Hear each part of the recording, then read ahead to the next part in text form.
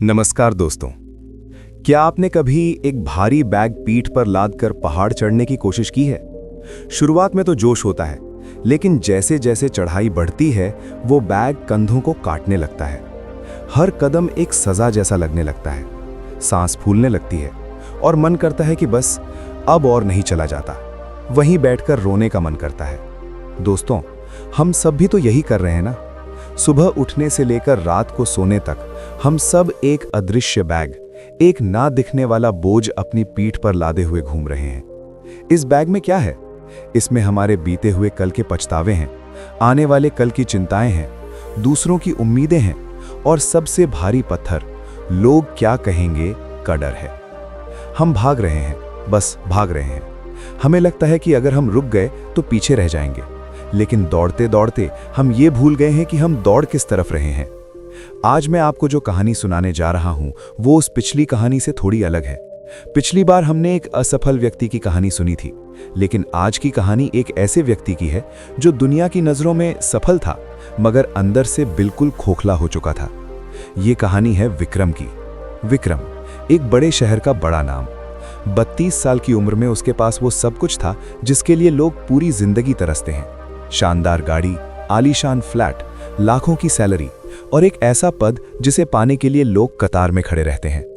अगर आप विक्रम को दूर से देखते तो कहते यार लाइफ हो तो ऐसी, लेकिन अगर आप विक्रम के करीब जाते, उसकी आंखों में झांकते, तो आपको वहां सफलता की चमक नहीं बल्कि एक अजीब सी वीरानी दिखाई देती।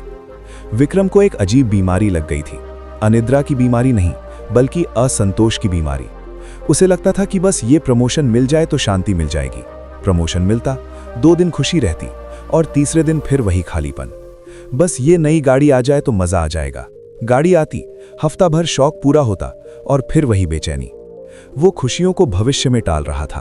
उसका जीवन आज में नहीं बल्कि कल में चल रहा था। उसे हमेशा लगता था कि कुछ तो छूट रहा है। रात को जब वो अपने एयर कंडीशन कमरे में लेटता तो सन्नाटा उसे खाने को दौड़ता। उसके मन में विचारों का ऐसा तूफान चलता कि वो चाहकर भी शांत नहीं बैठ पाता था। एक दिन ऑफिस में बैठे बैठे उसे पैनिक अटैक आया। उसे लगा उसका दम घुट रहा है। डॉक्टर ने कहा सब ठीक है, बस तनाव है, कुछ दिन छुट्टी ले लो। विक्रम अपना बैग उठाकर शहर से दूर पहाड़ों की वादियों में चला गया। वहां उसे एक आश्रम के बारे में पता चला जहां एक बहुत ही वृद्ध और शांत संत रहते थे। लोग कहते थे कि उनके पास हर सवाल का जवाब है। विक्रम उस आश्रम में पहुंचा। उसने देखा कि संत एक बड़े से पत्थर पर बैठकर बहती हुई नदी को देख रहे थे। उनके चेहरे पर एक ऐसी मुस्कान थी जैसे उन्होंने कोई बहुत बड़ा खजाना पा लिया हो, जबकि उनके पास था कुछ भी नहीं। विक्रम उनके पास गया और झुंझलाते हुए बोला, बाबा, मेरे पास सब कुछ है, धन है, दौलत है, नाम है, लेकिन एक पल की भी शांति नहीं है। मेरा दिमाग हर वक्त जलता रहता है। मुझे समझ नहीं आ रहा मैं क्या करूं। मुझे शांति चाहिए। संत ने धीरे से अपनी आंखें खोली, विक्रम को ऊपर से नीचे तक देखा और मुस्कुराते हुए बोले, शांति? शांति तो बहुत महंगी चीज है बेटा, क्या तुम उसकी कीमत चुका पाओगे? विक्रम ने अहंकार में कहा, आप पैसों की बात कर रहे हैं, आप जितना बोले मैं दान कर सकता हूं। संत हंसे, बोले, यहां पैसों का मोल नहीं है। शांति पाने के लिए तुम्हें मेरे साथ एक खेल खेलना होगा। कल सुबह तुम एक बड़ी टोकरी लेकर आना। अगली सुबह विक्रम एक बड़ी खाली टोकरी लेकर पहुंचा। संत ने कहा, विक्रम, अब हम पहाड़ की चोटी तक चलेंगे, लेकिन शर्त यह है कि रास्ते में तुम्हें जो भी पत्थर अच्छा लगे उसे उठाकर इस टोकरी में डाल लेना। विक्रम को लगा यह तो बहुत आसान है। उन्होंने चढ़ाई शुरू की। विक्रम ने देखा एक चमकदार पत्थर पड़ा है। उसने उठा लिया। थोड़ा आगे उसे एक और सुंदर रंगीन पत्थर दिखा। उसने उसे भी रख लिया। उसे लगा मैं सबसे अच्छे पत्थर जमा करूंगा। धीरे धीरे टोकरी भरने लगी। पहले तो उसे मजा आ रहा था, लेकिन जैसे जैसे चढ़ाई तीखी हुई वो टोकरी भारी होने लगी। पसीना उसकी आंखों में चुभने लगा। कंधे दर्द से फटने लगे।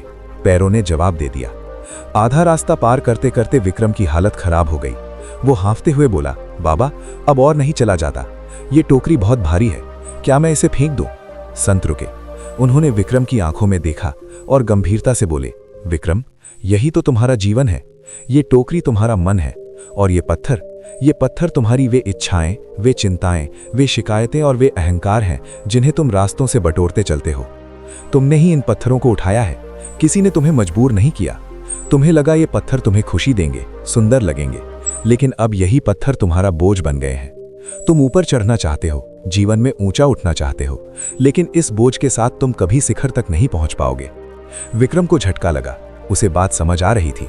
उसने पूछा, तो मैं क्या करूं? संत बोले, अगर ऊपर चढ़ना है तो जो चीज तुम्हें नीचे खींच रही है उसे छोड़ना पड़ेगा। खाली हो जाओ। विक्रम ने कांपते हाथों से टोकरी उलट दी। सारे पत्थर खाई में गिर गए। अचानक उसे इतना हल्का महसूस हुआ जैसे वो हवा में उड़ रहा हो। लेकिन संत ने कहा, रुको, अभी पाठ पूरा नहीं हुआ। वे दोनों खाली टोकरी लेकर चोटी पर पहुंचे। वहां से नजारा अद्भुत था। ठंडी हवा चल रही थी। संत ने विक्रम से पूछा, विक्रम, बताओ इस नदी का उद्देश्य क्या है? ये इतनी तेजी से क्यों भाग रही है? विक्रम ने सोचा और कहा, समुद्र से मिलने के लिए, अपनी मंजिल पाने के लिए। संत ने सिर हिलाया, नहीं, यही तुम गलती करते हो। तुम सोचते हो कि नदी का मजा समुद्र में मिलने में है, लेकिन ध्यान से देखो, नदी का आनंद बहने में है। अगर वो सिर्फ समुद्र के बारे में सोचेगी तो वो अपने किनारों के फूलों को, चट्टानों के संगीत को और इस सफर की सुंदरता को कभी नहीं देख पाएगी। विक्रम, तुम्हारा दुख ये है कि तुम कहीं पहुंचना चाहते हो। तुम सोचते हो कि जब मैं वहां पहुंच जाऊंगा तब खुश रहूंगा। लेकिन जीवन कोई मंजिल नहीं है। जीवन एक यात्रा है, एक नृत्य है। संत ने विक्रम के कंधे पर हाथ रखा और एक ऐसा सत्य कहा जिसने विक्रम की रूह को झकझोर दिया। तुम दुखी इसलिए हो क्योंकि तुम जीवन को अपनी मुट्ठी में कैद करना चाहते हो। तुम चाहते हो कि सब कुछ तुम्हारी मर्जी से हो। जिस दिन तुम ये स्वीकार कर लोगे कि नियंत्रण सिर्फ एक भ्रम है, उस दिन तुम मुक्त हो जाओगे। देखो, उस पेड़ को देखो, वो आंधी में नहीं डरता। वो झुक जाता है और फिर खड़ा हो जाता है। वो जिद नहीं करता। तुम भी जिद छोड़ दो। जो बीता उसे क्षमा कर दो, पत्थर गिरा दो। जो आने वाला है उसका डर छोड़ दो। खाली हाथ चलो और जो अभी है बस उसमें जी लो। विक्रम वहां घंटों बैठा रहा। उसने पहली बार हवा की सरसराहट सुनी। उसने पहली बार महसूस किया कि उसका होना ही अपने आप में पर्याप्त है। उसे कुछ बनने की जरूरत नहीं है, उसे बस होने की जरूरत है। उस दिन विक्रम वापस लौटा, लेकिन वो पुराना विक्रम नहीं था। वो अब भी ऑफिस जाता था, काम करता था, लेकिन अब उसके अंदर हड़बड़ाहट नहीं थी। अब वो दौड़ नहीं रहा था, वो नृत्य कर रहा था। काम के बीच में वो रुकता, गहरी सांस लेता और मुस्कुरा देता। उसके साथी पूछते, अरे तुम इतने शांत कैसे रहते हो? विक्रम मुस्कुरा कर कहता, मैंने अपनी टोकरी खाली कर दी है। दोस्तों, इस कहानी का सार बहुत गहरा है। हम सब विक्रम हैं। हम सब ने अपनी पीठ पर ऐसी ही टोकरियां लाद रखी हैं। उसने मुझे ऐसा क्यों कहा? ये एक पत्थर है। अगर मेरी नौकरी चली गई तो ये दूसरा पत्थर है। काश मैंने वो गलती ना की होती, ये तीसरा पत्थर है। जरा सोचिए, क्या इन पत्थरों को ढोने से आपका सफर आसान हो रहा है?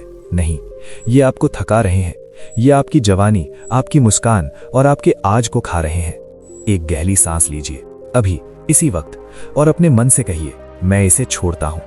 जीवन को इतना गंभीरता से मत लीजिए। यहां कोई भी चीज परमानेंट नहीं है, ना आपकी मुश्किलें, ना आपकी सफलता, और ना ही हम खुद। हम सब किराएदार हैं। मकान मालिक बनने की कोशिश मत कीजिए। जब आप सुबह उठें तो ये मत सोचिए कि आज मुझे क्या क्या पाना है, बल्कि ये सोचिए कि आज मुझे क्या क्या छोड़ना है। नफरत छोड़नी है, चिंता छोड़नी है, डर छोड़ना है। जिस दिन आप खाली हो जाएंगे, उसी दिन आप ब्रह्मांड की असीम ऊर्जा से भर जाएंगे। याद रखिए, बांसुरी तभी सुरीला संगीत पैदा करती है जब वो अंदर से खाली होती है। अगर वो भरी होगी तो उसमें से संगीत नहीं, सिर्फ शोर निकलेगा। तो फैसला आपका है। आप शोर बनना चाहते हैं या संगीत? आप बोझ ढोना चाहते हैं या उड़ना चाहते हैं? अगर इस कहानी ने आपके मन का थोड़ा सा भी बोझ हल्का किया हो, अगर आपको लगा हो कि हाँ, मुझे भी अपनी टोकरी खाली करनी है, तो कमेंट में लिखकर अपना संकल्प लीजिए। लिखिए, मैं आज में जीऊंगा। I will live in the present. ये छोटा सा वाक्य आपके अवचेतन मन को एक संकेत देगा कि आप बदलाव के लिए तैयार हैं। इस संदेश को अपने उन दोस्तों और परिवार के साथ शेयर कीजिए जो बहुत ज्यादा तनाव लेते हैं। हो सकता है आपकी वजह से किसी के कंधे का बोझ थोड़ा हल्का हो जाए। मुस्कुराते रहिए, क्योंकि रोने से ना तो कल बदला है और ना ही आने वाला कल बदले।